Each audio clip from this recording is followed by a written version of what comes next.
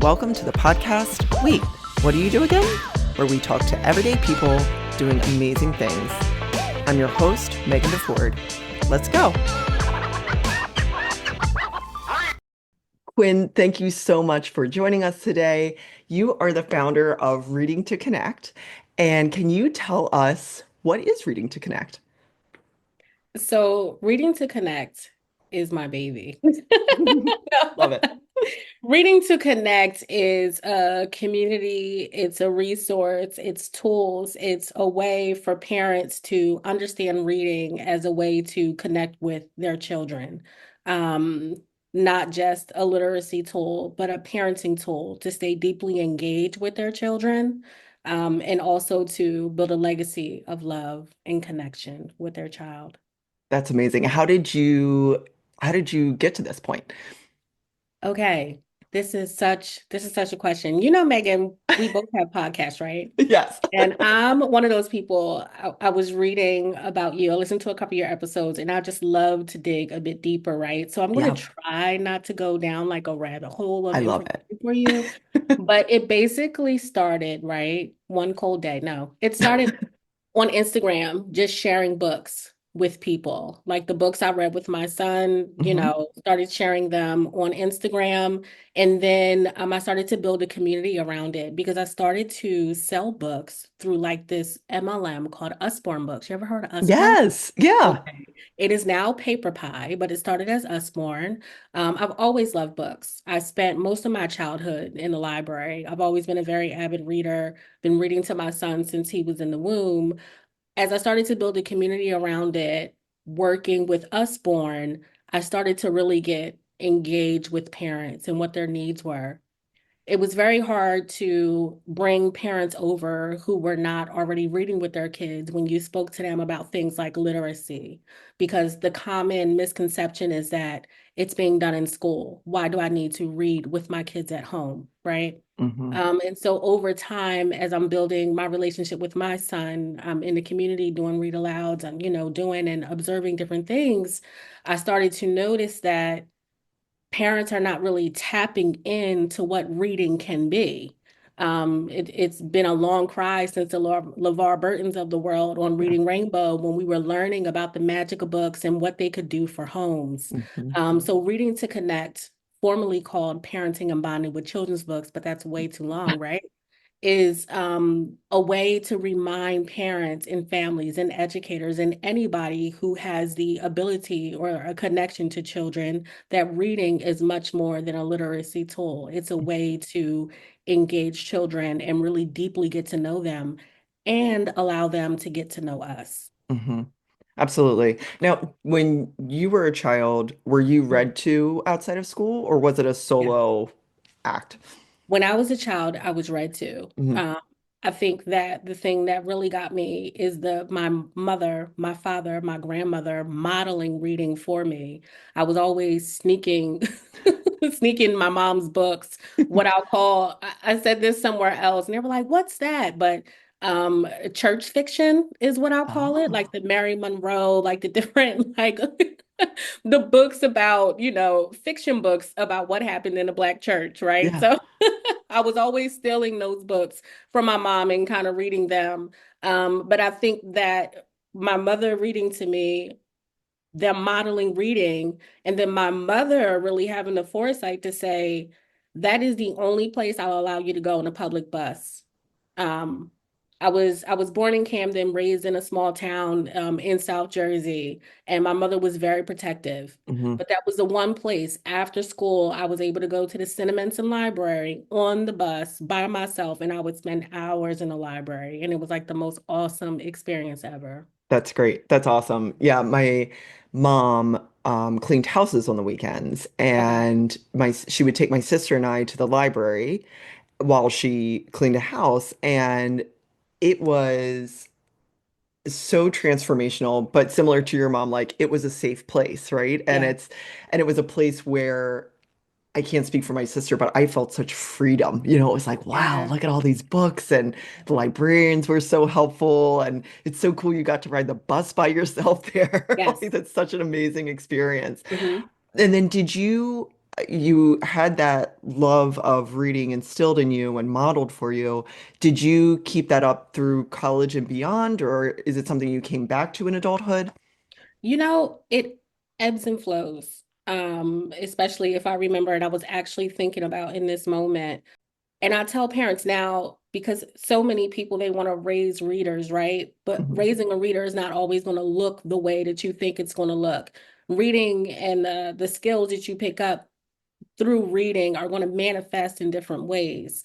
So I tell parents you might not raise a kid who's like what Barack Obama sitting in a room just going through books, Hmm. 50 million books Right.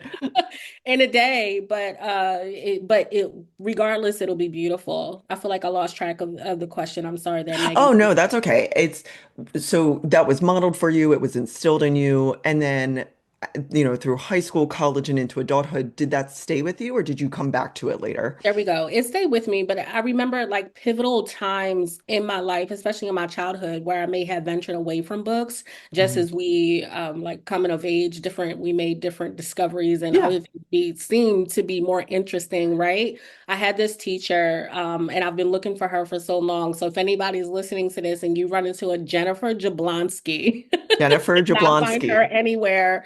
She in the fifth or sixth grade, I think I had lost track of reading, but she brought me back. She had this, you remember those wire like spinning carts that they would have in the bookstores? Yes. Okay, she had one of those in her classroom. She was my language arts or English teacher, I forget what it Hmm. was called at that point. And she introduced me to Lois Duncan. Mm. And Lois Duncan is the author behind the movie. What is it called? I Know What You Did Last Summer. Hmm. But she has so many books. And when I picked that first one up, like I was hooked. And then I was reading from then. Many of the things that I did probably throughout my life, my childhood and, high Hmm. school, all come back to reading. It's when I think about it, because you sit down when you start a business and you're trying to reach people, even as far as like writing a bio, you have to think about those times in your life when it really showed up for you, right? And Yeah. I'm just like, wow, like this was always the thing. Yeah. Yeah. It's This always was been a always part the of thing. you. Yeah. Yeah. That's so cool. And then, so you went to Rutgers, Hmm. go Knights, right? Go Yeah, go Knights. Scarlet Yeah. Knights. Scarlet Knights, Scarlet Yeah, Knights. That's what Scarlet it is. Knights. If Oh, anybody's listening, I'm sorry. I'm not, it feels like so long ago. it wasn't that long ago, Quinn. Oh God. So, is this something you studied in college, or what did you end up studying? I actually went to college for criminal justice and sociology. I thought I was going to be an accountant after I watched Catch Me If You Can with Leonardo DiCaprio, right? Because I Yes. always loved math. And I was like, wow, crime and math, like together. I Yeah. was so bored. I was so bored. And I was like, I cannot do this for the rest of my life, right? So I stayed in criminal justice, picked up sociology, grad school, I did community development. And I think that just the all of those things kind of weave together. Yeah. Yeah, And absolutely. yeah, and what I'm doing now, the building up of community and working with parents and really working to strengthen families, and just being on the forefront of the connection that we see amongst families. It's all been like an interesting way to come back to it. There's a lot that I want to unpack with this community that you've built and how you're helping families. Um, but what would you say is the state of literacy, I don't know, as a whole, or maybe within children in the United States right now? I think my, if you asked me, Hmm. I would say we're not a country of readers. And Okay. um, even you saying like a lot of parents think that their kids will get that in school. Well, if you don't Yeah. go to school until, you're 4 or 5, there's a lot of Yeah. time in between there where you haven't been reading. Is that accurate, or what are you seeing in your experience? So what's interesting is that I stay away from the word literacy in my Okay. communities because I feel like it scares parents away and it makes Hmm. them feel like reading is work. I'm a Okay. huge advocate of not making reading feel like work, even as far as like and we'll talk about later my engage method. Um, Asking questions that don't feel like school, like that Hmm. don't feel like the SAT, but are based on the relationship and connection and learning about your children and learning about your family. But I will say that most of us know that literacy is a there's a huge gap, right? Um, Amongst families and certain communities. And now that we're in this digital world where our kids have videos and content available to them all day long, kids are reading less and less for pleasure, much less for pleasure. And the problem there is that so they will read in school, right? They will read certain like different like when I talk to parents about reading to their kids, I'm like, read them anything. You can read them pick up a poetry book, the newspaper, like the back of the cereal box used to be much more interesting back Yeah. then now, right? Yeah. But our kids are not thinking critically. Hmm. They hear news and they believe it as fact as soon as Hmm. they hear it. They listen to a TikToker and they say the sky is pink. And then they walk outside and say, well, why is the sky blue? Hmm. Like they believe these things as soon as they hear it. They're not learning to think for themselves. And I think that many of the things that we have access to are removing our ability to think for ourselves. All of the chat GPTs and all the AI and all the things. It's like you do you even have to think anymore? Do you have an Hmm. original thought? And I think that that is the magic that we're losing in books. And that is the biggest problem with literacy is that if as parents, we're not taking ownership of the power to read to our children in their homes, and we're losing that we're losing a big piece of what life can be for our children as far as what they go out and do in the world and how they express themselves in the world, how they help other people in the world, you know? Yeah, absolutely. And those connections that you make, whether you're reading fiction or nonfiction, the back of the cereal box to the Hmm. real world, you can't Yes. get the same way in other forms of media. Like media literacy is Hmm. different. What are you seeing in your communities that parents are coming to you most? Like what are the first things that they're coming with you on this journey and saying, I need help with this, or, I don't know where to start. How do you start with parents and families? Most of them just don't feel like they have the time. Hmm. They don't have time to read to their children. Many of them, when I ask them, what is it that you want your child to, I love to ask, what do you want your child to remember about you and your relationship the most? And it's always something along the lines of that I was always here for them, that I love them unconditionally, that they can do whatever they want to do in this world. And I don't think that a lot of parents understand that time that you take reading can be the moment that you remind them of that.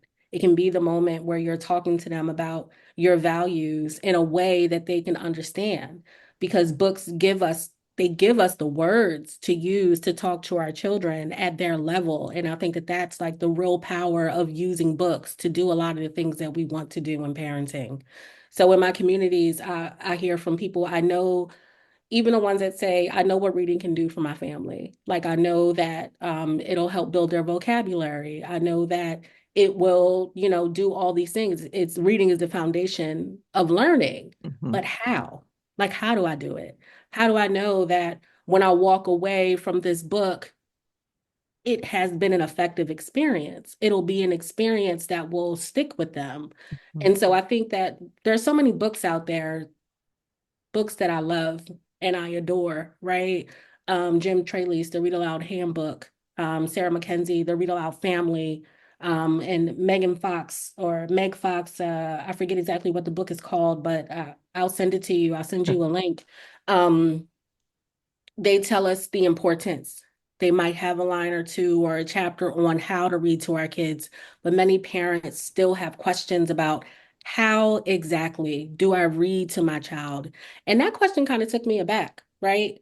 It's like, Hmm. what do you, what do you mean? How do Yeah. What do they how do you mean? read? Yeah. I think that you feel it when you're reading to your child and you're kind of just going through the book.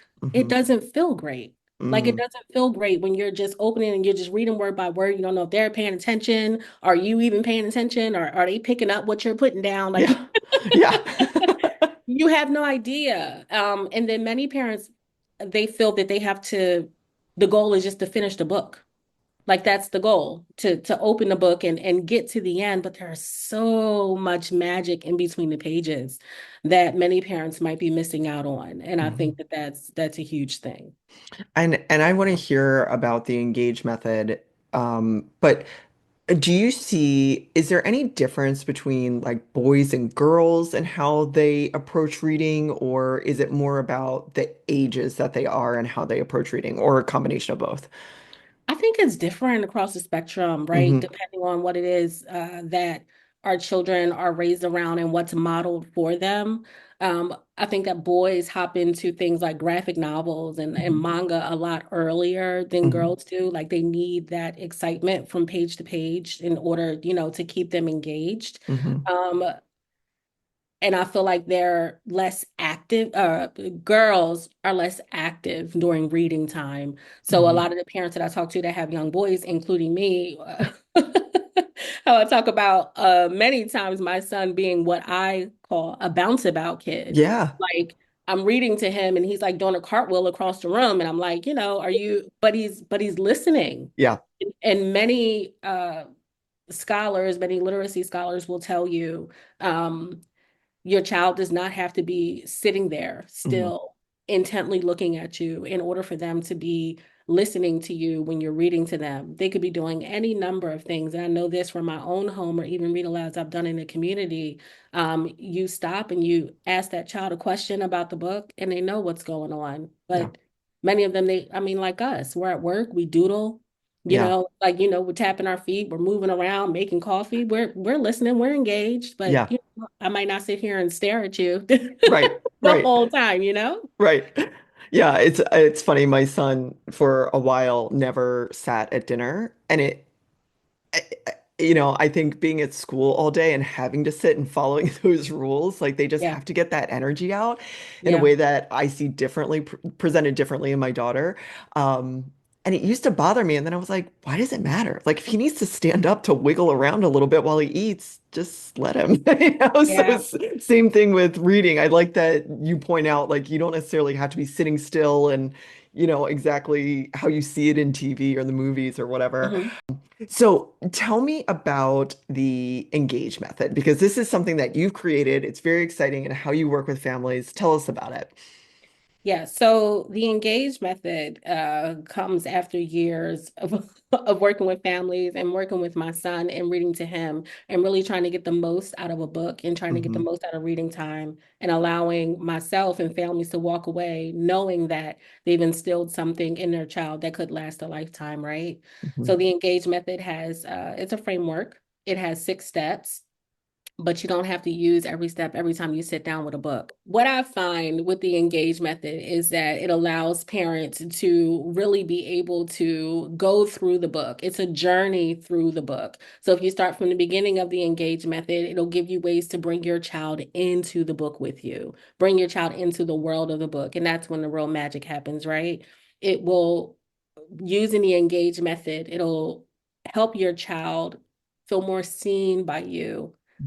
They'll know that you're paying attention to the things going on in their lives. They'll know that you're paying attention to their friend groups and you're paying attention to what their interests are, what shows they're into. As you're selecting books, you're much more well versed in how to choose a book. Using the engage method, parents are empowered to go into the library, go into the local bookstore, and know that I'm choosing books that align with my family's values, what they want, their child. We can't protect our children from anything, right? Hmm. We can't protect them from so many things, but we can ensure that the content that we're bringing into our homes through the books that we select are in line with what we want our children to know and learn, right? Yeah. So the engage method is really a framework. I'm sorry, somebody sent me a message yesterday after they purchased my course and they said, Quinn, this is so much more than a method. Like Uh-huh. it's so much more than a method because it really gives parents tools in order to just really deeply connect with their child. And that's what so many of us are missing. I'm excited for listeners to hear this and to go to your website and to engage with you on the Engage method, and take part in that because one of the things I was so impressed with is Mhm. when we first connected, I was like, oh, we're going to talk about literacy and reading. And then when I looked at your work, it is so much more than that. It is about deeply connecting relationally, as a parent Mhm. and child or caretaker and child, and Yes. then as a family unit, whatever you consider that. Yes. And the power of that and to approach reading in that way is I had never thought about it before. I'll admit that. And I'm kind of embarrassed to say that No, no, because don't be. reading, Yeah. at least to me, has been such a community. Like in many ways, shapes and forms, Mhm. but it's so much less intimidating, right? Like as a parent, it feels like, oh, I have ownership over this versus something that you said before when I used the L word, literacy, Yeah. of you immediately go into academia, you go into school, you go into SATs and testing, Mhm. and this breaks away from all of that and it breaks away Yeah. from what the point of literature and reading is. It's that connection. So um it's wonderful. I like that someone pointed out to you that it's so much more than just a method. It's this entire framework. And the um gold, I'm sorry, the gold is that you're still getting all of that. yeah.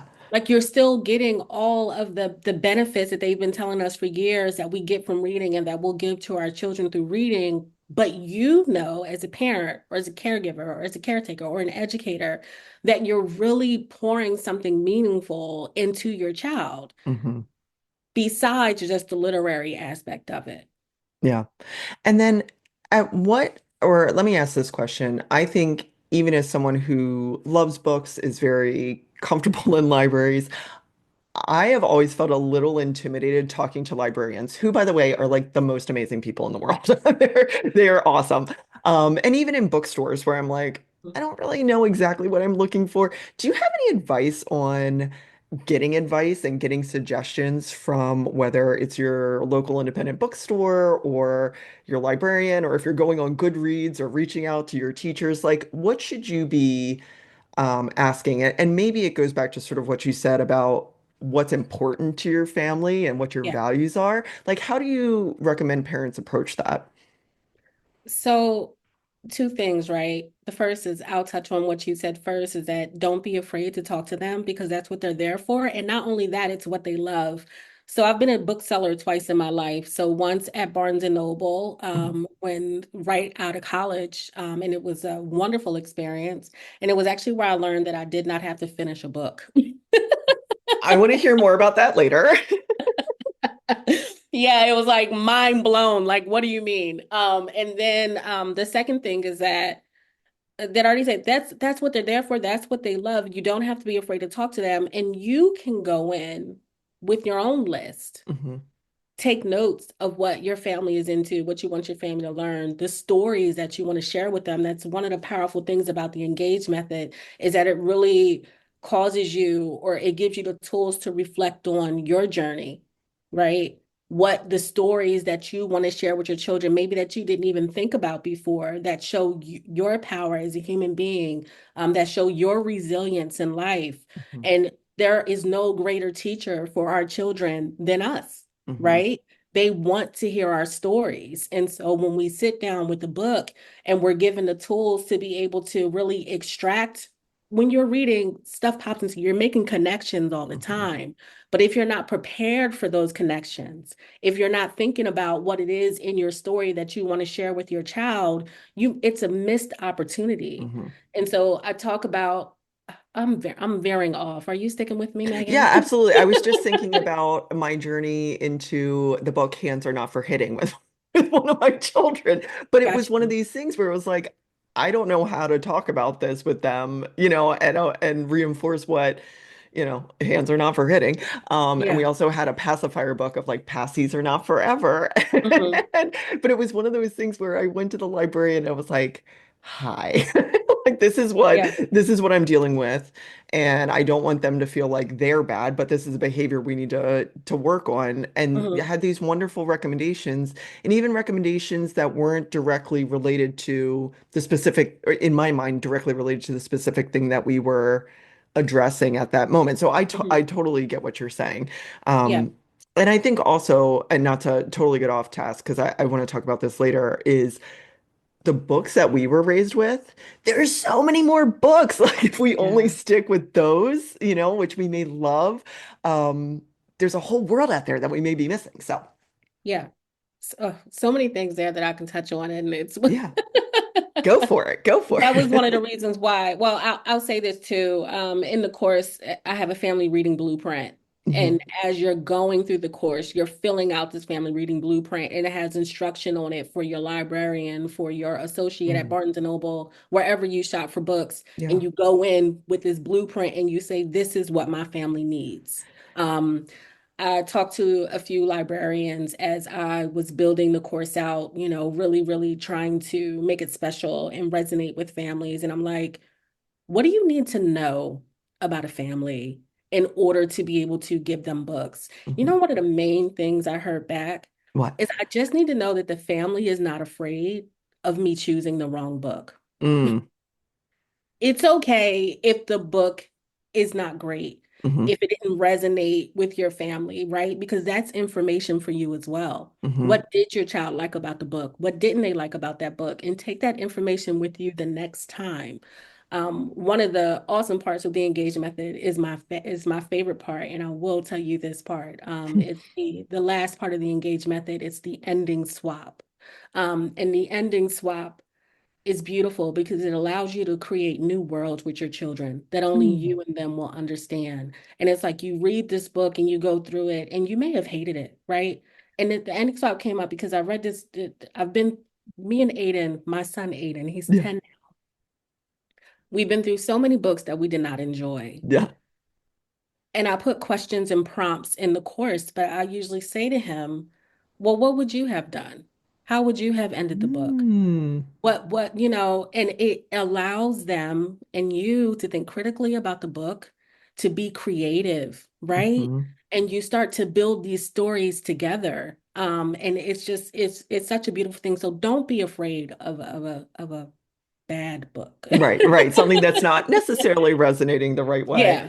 Yeah. or the way you thought. And the other thing that's so powerful about this, especially as you're approaching this from a family unit, Hmm. is this is so inherent to human beings. Like that, the importance of storytelling and that Hmm. tradition is why we've survived this long, and why we keep evolving, and our family stories are so important. Hmm. I love that you've approached it this way, and the blueprint that you created is so powerful. I mean, talk about a tool Yeah. for parents and families to use. And is this something that families can use? Is it just for kids, or is it something that they can use throughout their lives? The engagement method can be adapted right in many different Hmm. many different, and I don't think I realized it until I completed it and I was like, this is just how you engage in general. Yeah. Like this is how you engage. And there are different guides and resources depending on, I say that the engage method was built for any family because there Hmm. are guides if you have children of multiple ages, how do you keep them all engaged? If you have a child that's neurodiverse, how do you keep Hmm. them engaged? How do you read to them? How do you engage with them? So it can be used across the spectrum. Hmm. That's great. And, Mhm. I've experienced this with my son. My daughter loves to read. My son Yeah, enjoys reading at school, but after school, like at home, has been a challenge. yeah, And actually, I just got him a book. I'm going to get a copy myself so we can read it together. And that I've seen has really worked, and carving out that time. But I know I have been personally, it's hard for me because I love books, and yeah. I love reading, and it's hard that with anything with your child, if they're not enjoying the thing that you're enjoying in the same way, that can be difficult. Can you talk a little bit about if you have a child who may be going through the engage method, but just isn't, as voracious of a reader, or just isn't as much of a reader, um, how should parents approach that? Is it something like I worry about it? Like, I keep at it, but I'm like, oh, I really hope this doesn't fall off when you go to college. He's a freshman in high school, so I'm like, I really hope this doesn't fall off when you go to college and into adulthood. One of the many things we parents worry about. But do you have any advice for parents if whether it's a little child, an older child, of how to work with them on that? So I will say, right, is that I love that you said that you're going to go get the book and you're going to start reading it yourself because it's Hmm. one of the main things I start with parents is we hear about read alouds and we hear about reading to them, but it's really just all encompassing, right? The Hmm. shared reading experience. And that can look a number of ways. It can look like you on a road trip or in the car and playing an audiobook in the Hmm. car.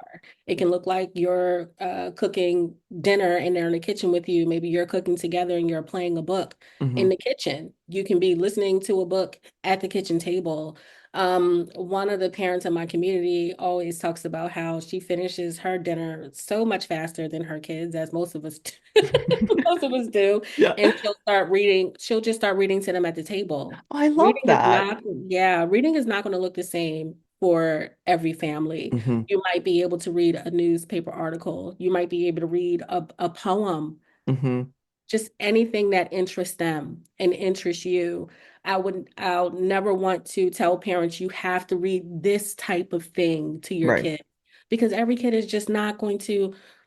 Reading is beautiful, Yeah. but reading is a hobby, and Yeah. everybody is not attracted to every hobby. I think that if we focus on reading to them and sharing the experience with them, it'll still work, Yeah. you know? Yeah. Like it'll still be this beautiful thing. And I don't know, I'm kind of losing track of what I'm saying, but I never want parents to get caught up in thinking that their child has to grow up to be this reader that's reading every day, every minute, because it just doesn't always happen that way. And Yeah. it's okay, Yeah. right?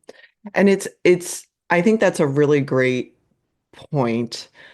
And I love the idea of, I know I'll speak for myself. I sort of get into this like linear idea of, okay, we have dinner, we make sure homework's done, we brush teeth, we make sure backpacks are packed, and then we read. Versus I love that idea of like reading at the dinner table. Hmm. I was going to ask you your opinion on audiobooks and Oh, if you I think love it. they, if it translates the same way, and I actually, I'm a fan of audiobooks. I actually read one of Barack Obama's books. I was like a third of the way through and I was like, oh my God, I was just struggling with it. So I turned it on and he reads it and I was like, oh, it's like reading with Barack. Like this Yeah. is so fun. So Reading with sometimes, Barack. Oh, yeah, sometimes he I'll needs do a show that. now. Yeah, exactly. Reading with Barack. Barack, if you're listening, Quinn will have you on. But again, getting out of that paradigm of like there's only one way to read and there's only one way to experience it. I think also to your point, and I was just looking it up. I'm sorry, I didn't want to be rude. No. But even turning to my community, so my best friend is a guy. He's my Hmm. age and he's a reader.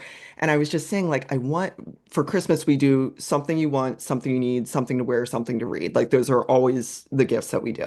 And I was like, I just don't know what to get him for a book. He's 14, he's in high school, he's doing great, he's starting to date. And my friend Matt actually recommended this book by Jason Reynolds called 24 Seconds from Now. And Jason wrote the book because, are you familiar with it? Yeah, okay. And, wrote the book for kids, boys this age. And I was like, being able to talk to your community about books and reading and what you're looking for, um, I wouldn't have known that book and picked it up and thought like, oh, this is something that is even out there. I was kind of thinking, and I'll admit this, I love all books, but at his age, I loved like fantasy and sci-fi. He could care less. Like he is not into that at all. So I'm like, what do 14-year-old boys read? I don't know. And he's kind of done the graphic novel thing, which I think is also a really interesting way to engage your brain in reading. It's a little bit different, but um, in getting out of that sort of whatever your preconceptions are about reading is probably really important to this process and rediscovering that. I mean, what an exciting thing actually to rediscover reading and to make it your own. Like that's really exciting. Parents, caregivers have to shift, I think, their mindset around what reading is and what reading can be. Actually have, and I can give you the link to a guide that I give to parents on 5 simple shifts to reimagine reading in your home. Hmm. And that is, it's a video and it's a guide of me just talking to parents about what they think reading is. Mm. Like it doesn't, like we said, it doesn't have to look the same for everybody, but it is really getting to know your child, Hmm. what they're interested in, what their friend group is like.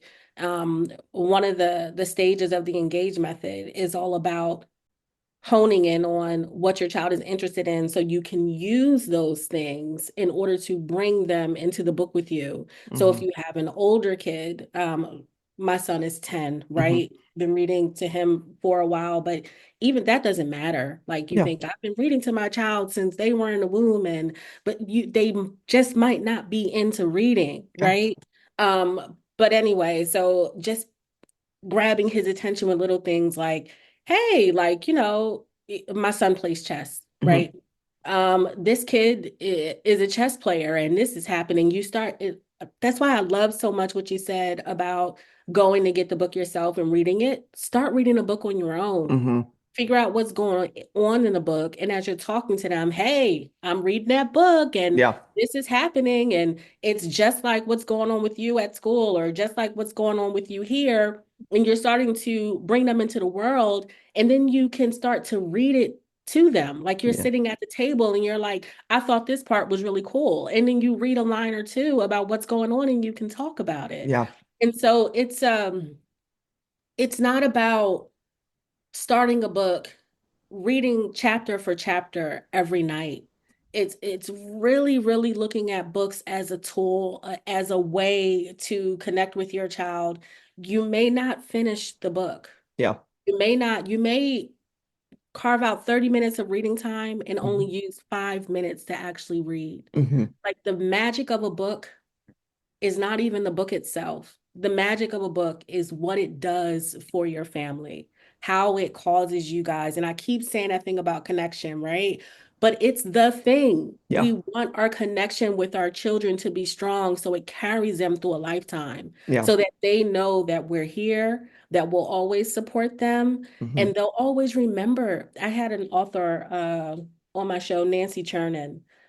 She actually came on twice because the first time an author comes on or somebody comes on to talk about books or anything, it's just like an overview of what it is that they're doing Hmm. and why reading is important.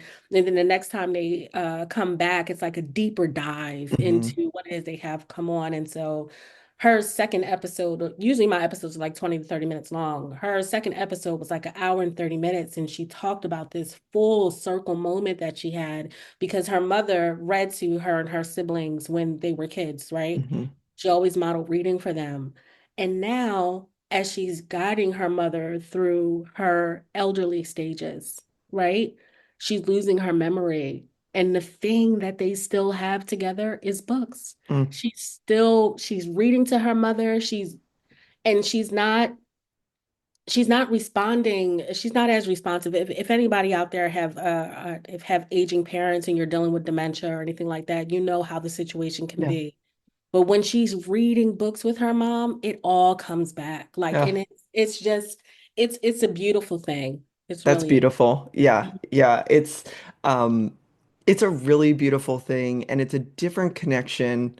You know, I'm being silly when I say this, but it's not like she's looking at TikToks with her mom, you know. yeah. It's a different type of connection and bond that they've built. That's really, really amazing. So I have to know what was, if you remember, what was the first book that you didn't finish and you realized like, oh, I don't have to finish this book? Or do you don't want to say? No, probably a Sister Soldier. Mm. How far did you get? Sister Soldier, because oh, now I have to look up book titles, but the first couple of books I think I read from Sister Soldier were beautiful. I mean, they were what cult classics. I don't know what to call them, but Yeah. everybody was reading them, Yeah. right? And then she released, oh, people are going to kill me for this, for this, but she released years later other books, and I'm like, This does she isn't, have a ghostwriter? What's happening? we But don't hit every time. yeah, but no, when I started working at Barnes and Noble, actually my interview, he asked me, he said, "Do you finish every book you read?" And I'm like, "Yeah." Like what? Who doesn't finish every, like you pick up a book and there's a goal. Like you Right. get to the end of the book no matter what, because something could change. You never know. The book could have been terrible for 398 pages, 399. That's Yeah. when the book gets good, right? So he was like, you don't have to commit to somebody else's inability to tell a story. And I Interesting. was like, Yeah. okay, all right. And that's when, I mean, but in the book world, they call them DNF, did not finish. Oh, My pile, yeah. my pile is high.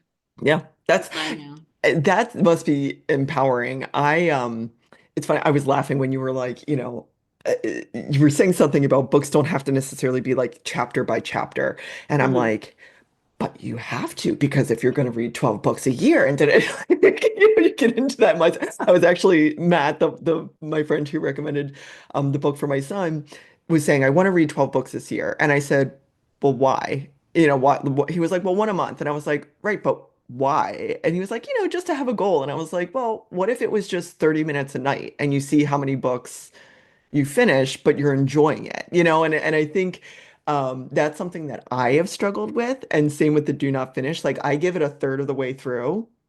And if I'm not feeling it, I'll read the end and see if it grabs me. And if it doesn't, it doesn't continue on. And it's really hard for me to do that. But and then do you have a preference of types of books that you like to read? Or is there anything that you've read recently that's just like captured you?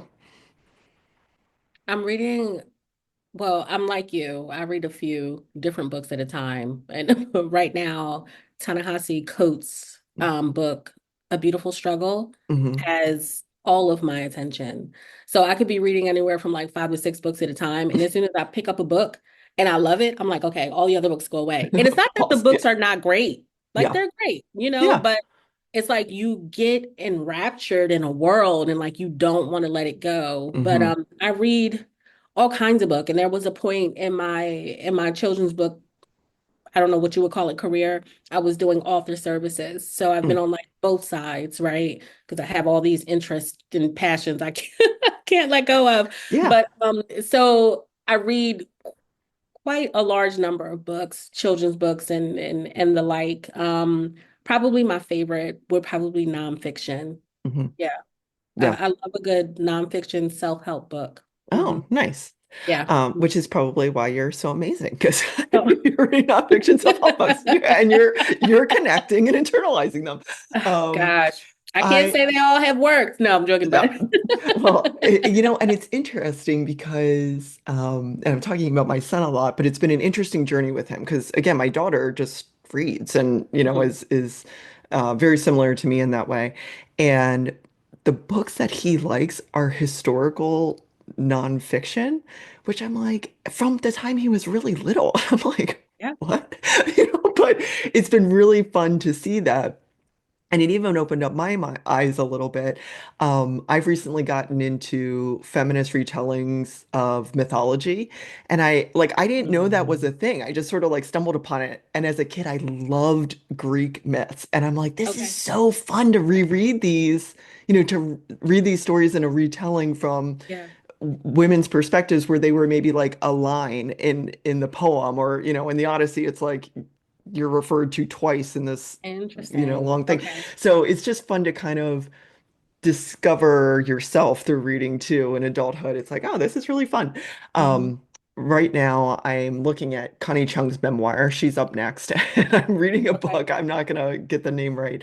But it's a nonfiction about a jewelry thief in Dallas, actually in Dallas in the Oh. 1960s. It's like an unsolved case. So Mhm. that oddly has grabbed my attention as well.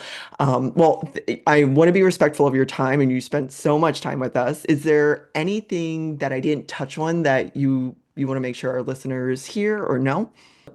If you're struggling with how to approach reading, I would just really recommend that you go to my website and check Hmm. out the 5 simple shifts. So it's readingtoconnect.com/5 simple shifts. And if you're already into reading with your kids and you're trying to set an intention for 2025, there's a free guide for you there as well, readingtoconnect.com/set your intention. And if you go through the workbook, you go through the free guide, you'll actually get a certificate at the end, inviting you into the Reading to Connect family, because you've set your intention to read to your kids and connect with them throughout the year. So yeah, I think that's it. I love that. And we'll make sure that that's in the show notes and on the website so people can find you easily. And that's sort of one of the three questions that I always ask people. So I'll ask you the other ones. What advice would you give to your younger self, knowing what you know now as it relates to it could be reading, parenting, starting a business, what advice would you give to yourself? This is it. Don't Yeah. stray. Yeah. This is it. Don't stray. No, but really, you have something to offer. And for the parents who are listening, you have something to offer to your children, no matter what your station is in life, no Mhm. matter what you're going through now. Your children want to know you. They want to connect with you. They want a relationship. Mhm. Take the time to hone in on that now, and stay open. I recently released a short podcast episode reminding parents to stay open to the different moments where your children come and they want to connect with you. A lot of times it can be so hard with everything we have going on to stop what they're doing. And if I have a couple minutes, can I share a story? Yeah, of course. Okay, so I'm sitting on the couch and I'm reading a book. My son's sitting next to me and he's playing a game. And I'm reading. I'm so into this book. Still, the Ta-Nehisi Coates, A Beautiful Struggle. Mhm. And he's like, Mom, you should switch books. And he knows me. Like he Yeah. knows like I'm switching, like I have a stack of books next to me and I could be reading anyone. And so I'm like, oh, okay, well, just give me a bookmark so I can put the bookmark in this and move on to the next one. And he hands me the book and it's my Bible. And I'm like, I don't want to read this right now. Why did he hand you the Bible?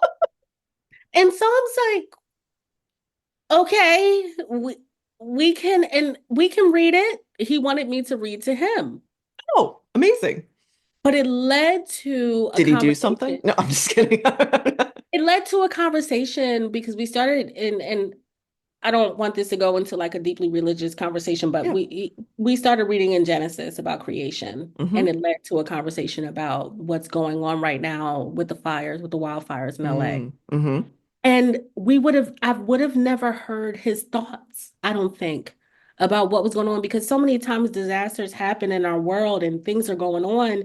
And we hope our children don't know Hmm. everything. Like we hope that we can keep them in like this bubble, but we can't anymore because they have so much they're so connected to the world outside of us. Yeah.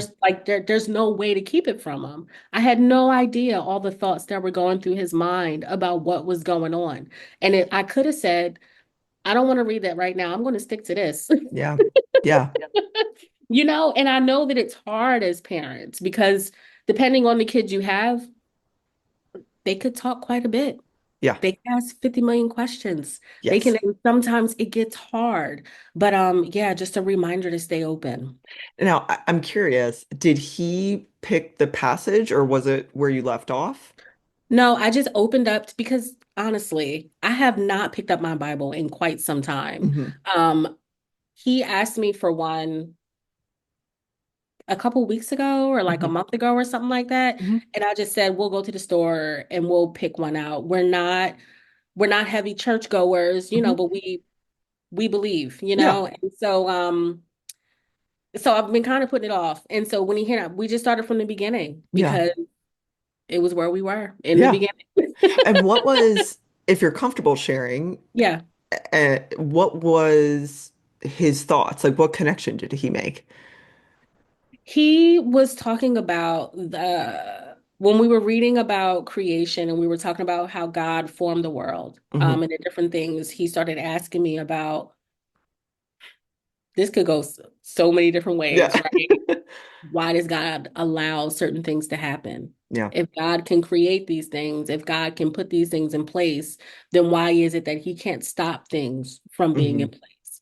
My son goes to a STEM school. Hmm. He's really into science. And he talks about different things and why things happen all the time and like the different the scientific reasons behind why wildfires happen and things like that. Right. Everybody has their own points of view on why everything is going on, but he was really digging into that. Like if this is the case, then why is it allowed? And I Hmm. think that those are questions that many of us ask and have asked throughout our lives. And I wasn't prepared for every question that he had Hmm. at all, but I listened, Yeah. and some things I said, let's dig into that together because Yeah. mom doesn't know. Like I don't know. Yeah. Yeah. Yeah. That's it's also interesting with books, and I don't want to offend anybody by calling the Bible a book or the Torah a book or any religious script a book, but what are your thoughts on approaching religious texts? Hmm. Because there's so much there, and Aiden sounds like a really smart kid, Hmm. and not necessarily having the context, and it doesn't even have to be religious. I mean, there's lots of books that Yeah. our kids read, and I like that this method actually sort of solves what I'm talking about. What I was about to say is like, what are your thoughts on um, how to help them digest it and have context around things? And Hmm. I love that he was seeking answers Yeah. from a spiritual text, and that's Hmm. really beautiful. And then the other thing is, what do you love most about this work that you're doing?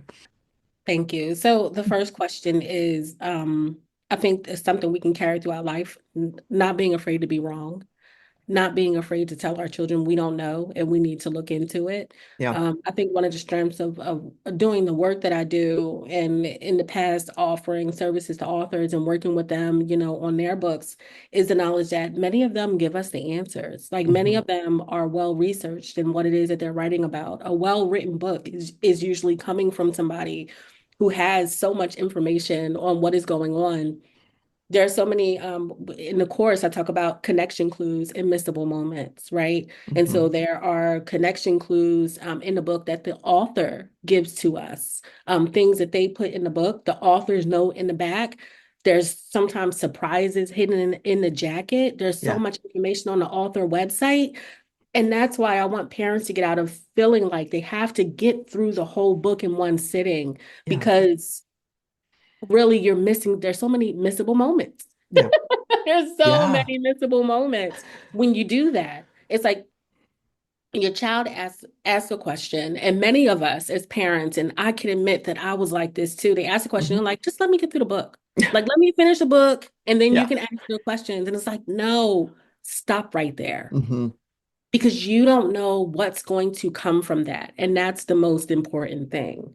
Yeah. Um, the next thing you said about what do I love most? I think it's the transformation in the kids. So I do community read louds, right? And many times, like it's all ages. Hmm. Okay. There was one girl that would come out every single time and she was quiet. She kind of stood in the back. She was like, she's 14, probably 16 now. Hmm. And I don't know, like I don't know why I felt like she was there at the Hmm. time, but I'm like, is she enjoying this? Because I'm reading Hmm. to ages probably 3 to 11. Hmm. Okay. We're in the group, in this particular group. And I'm like, she comes out and she's just like watching her siblings, like, what's going on? And one day she came to me and I tell parents you don't have to be an actress or an actor in order to read a book to your child, right? Right. But I get into it. Yeah. Okay. Yeah. I get into it. I pull the kids in. And she said to me one day, she was like, I love the way you read. Can I read? And I said, huh? You want to? And she said, yeah. She was like, if you can I read a book when you're done to the kids? And I said, of course you can. And it was just so clear to me that she had been just paying attention this whole time to the different techniques and things. Many of them I talk about in the course, but to the different techniques and things I was using to pull these kids in. And I was just sitting there and I'm like, oh, like Yeah. such a be and you don't and they moved we're in Dallas. They moved back to their home state, but you just never know how it's going to impact a child, whether it's your child or another child, when you pick up a book and you use that time to read to them. I mean, books, just like I've been saying from the beginning, they transform homes, but they can really, really impact a child in such a beautiful way. Yeah, absolutely. Mhm. Absolutely. And it- I think it's interesting how one of the through lines that I'm getting in all of this as well is leading with curiosity. And I Yes. love that that young woman led with curiosity. You know, Mhm. she didn't let, oh, this is for little kids or, something grabbed her. And that's really very special. Well, this has been such a wonderful conversation. I know both of our kids are supposed to be doing homework and we probably need to check on them. It's very quiet, which is good, but also um, I'll have all of your information so people can find you and start using the engage method. I am going to make an affirmation for our family, a reading affirmation, which I've never done. Yeah. I kind of feel bad saying that because reading is really important, but I've never made that for us. So I'm looking forward to doing that. Thank you for spending so much time with us, and thank you for the work that you're doing. It's really important, and this is just a totally different way to not only approaching reading, but to approaching family and community. And it's really beautiful. So thank you for sharing that. Thank you, Megan. And thank you for your work. Thank you for having me on. It's been a wonderful conversation. Really enjoyed talking to you. Thank And you. thanks for listening to Wait, What Do You Do Again? For more information about today's guest, or if you'd like to be on the show, please visit megdeford.com. See you next time.